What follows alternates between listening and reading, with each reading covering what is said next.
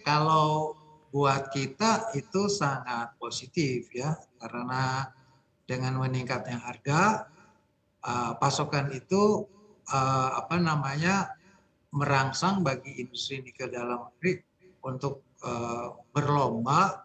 Kalau yang sudah memiliki pabrik tentu sangat senang, itu. Karena Mhm. dengan demikian dia akan segera dapat, menjual dengan harga yang sangat baik ya, eee, seperti itu.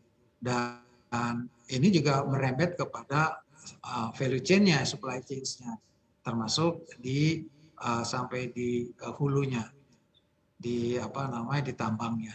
Saya kira menurut saya itu, buat kita, sangat positif. Oke, kenaikannya yang sangat signifikan ini sangat positif ya. Mungkin, seperti apa dampaknya kalau kita lihat dari perkembangan industri hilir nikel khususnya nih Pak di tanah air dengan kondisi, 100% kenaikan dalam sebulan terakhir dari sisi commodity price-nya? Ya, tadi sudah katakan tentu, apa namanya, rangsangan terhadap investasi makin kencang. Karena saya, dapat laporan dari beberapa pihak, ya dari kantor juga bahwa, banyak sekali, keinginan orang untuk masuk ke Indonesia, untuk, mengolah nikel ini menjadi, material yang lebih memiliki nilai tambah, ya. Mulai dari nikel sulfat, nanti kemudian mungkin, menjadi prekursor dan tentu, kita harapkan bisa menjadi, sel atau baterai. Oke, Pak Agus bisa dikasih, mungkin bisa dijelaskan atau dijabarkan begitu ya, seberapa besar sebenarnya minat investasi, nikel ini begitu? Apalagi kalau kita lihat dari lonjakan harga komoditas, kemudian memang nikel juga sebagai salah satu, produsen, Indonesia sebagai satu produsen, nikel juga yang terbesar begitu ya di dunia. Seperti apa sih sejauh ini? Ya, dari catatan saya ya sampai akhir tahun lalu itu ada 6 perusahaan yang sudah, apa namanya, sudah menyatakan, ada yang sudah jadi, ada yang juga sedang proses ya. Ada Huai, QMB, Halmahera, Persada Lijan, Smelter Nikel Indonesia, Adhikara Cipta Mulia, dan juga Vale. Itu ada yang, sudah selesai dan ada yang selesai 2023. Saya mendapat laporan mulai banyak, bapak-bapak atau teman-teman yang bergerak di, bidang lain tertarik untuk, mengolah nikel, baik secara piro maupun secara hidro. Tetapi yang, banyak saya kira dari hidro. Saya kira itu. Mhm. Untuk nikel kadar rendah sendiri seperti apa, Pak? Apanya? Untuk nikel kadar rendah? Oh, nikel kadar rendah. Mhm. Ya, kebanyakan sekarang memang, nikel kadar rendah itu digabung ya, ya. Ada yang memang hanya membuat nikel kadar rendah dari limonit, kemudian membuat, eee, tadi untuk komponen aktif baterai ya.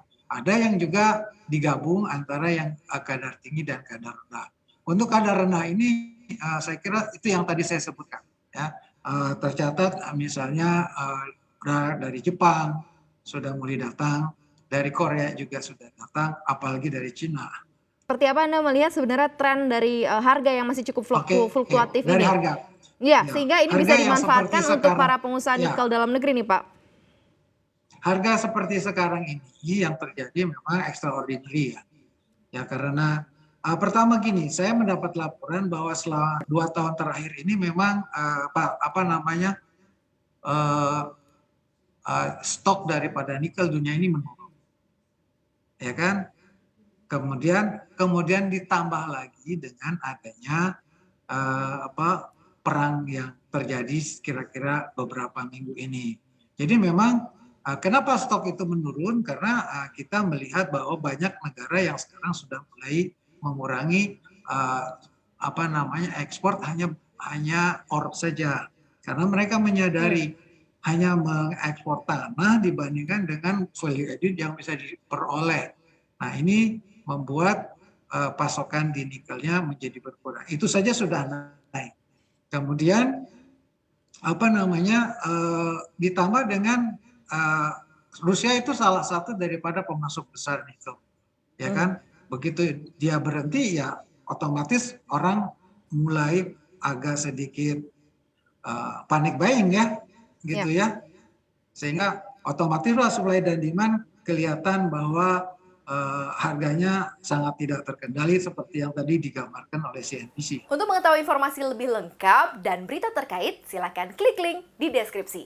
Dan jangan lupa untuk install aplikasi CNBC Indonesia yang tersedia di App Store dan Play Store. Dan jangan lupa subscribe ya.